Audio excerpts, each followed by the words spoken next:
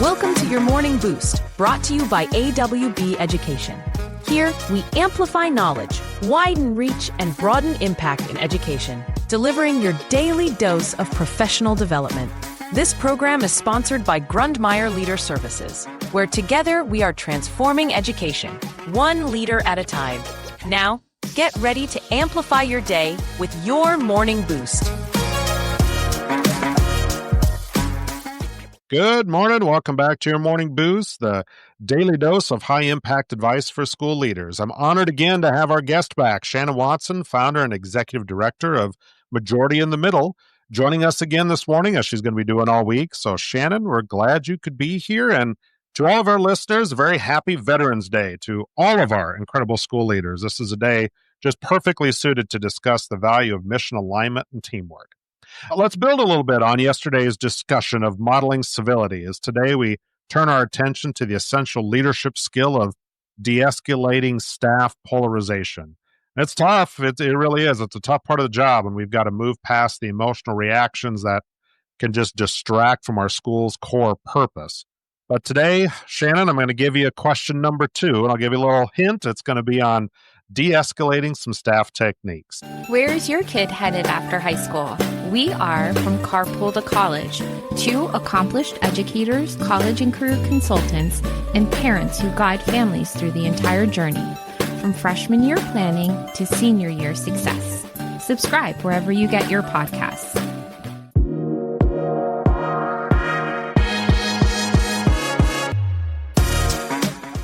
Are you ready? I am ready, yes. All right.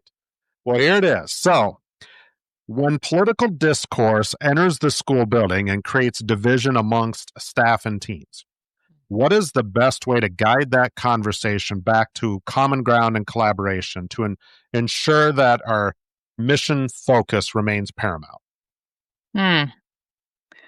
Well, see, this is an interesting question because I don't know if this has ever happened. Just kidding. This is happening. Unfortunately, yes. Everywhere. And I think that's part of the challenge, that the political discourse that used to just sort of live in our, government and campaign spheres has been leaking out into our workplaces and our neighborhoods and our schools and our, community organizations. And so I think when dealing with staff conflict, I think one of the most important things to do is to listen first and really try to identify what is really the basis of the conflict and what is the values behind what somebody is espousing. Because, my organization, we don't do a lot of guided conversations. There is an organization, which I'm sure you're probably familiar with. It's called Braver Angels. Okay. It's a national organization, and one of the founders is here in Minnesota, and he is a marriage and family therapist professor by training. Okay. And so he has applied all of that and is teaching people all around the country how to talk to each other. One of the things, I've been a member of this organization for a while, and I'm a huge fan of what they do, because listen first is the first rule, and is to ask people, tell me more about this. Tell me how this issue affects you. So, let's say we're talking about immigration, just for example. You have a position on immigration. Why do you have a position? How does this affect you? I'll be honest. The kids who learn how to ask why, and then why. Okay, I never grew out of that. I'm still the kid that asks why and wants to know why everything. Living in Minnesota, I have learned, because I'm not a native Minnesotan, I'm a native Kansan, so skipped over north. And why can kind of be an aggressive question. Why do you think that? So if you rephrase it, and I've had to learn to rephrase it, tell me more about that. Tell me, how does this affect your life, or how did you come to these positions? That's a good way to sort of get out of the sort of talking points lingo in the first 10 words and get into what people are really concerned about. Because when you can boil things down to values, then you can find common ground and you can navigate the sort of talking points and the slogans and all of those things in a much more sort of neutral way Mm-hmm. But then it also, like, it brings the common ground to the forefront. And one of the things that we talk about a lot is that, because people in my bit, what in the world does success look like to you? Sure.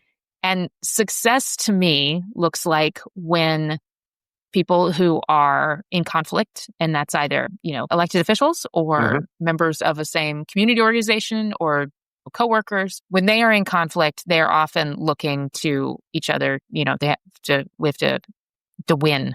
I have to win this argument. Mm-hmm. And we are much more interested when people are not necessarily trying to defeat each other, but they're sort of turning their focus, standing shoulder to shoulder, and defeating a problem. Sure. So I think that's one of the things. Identify the values, find a place where you can attack a problem instead of a person.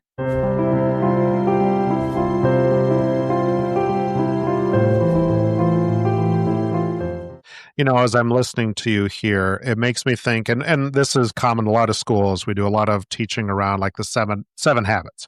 And Stephen Covey has always said, seek first to understand. Yes. Right. And I think that's something that's hard to do because school leaders, we want to fix everything right away. Well, you can't always just fix it until you truly know what it is that you're working through. And so, like you're talking about there, listen first, really seek to understand what it is, and then find that common ground. Yeah. I love it. And sometimes that's like, if your spouse has a problem, maybe your staff person wants to vent, or maybe they have something that needs to be solved.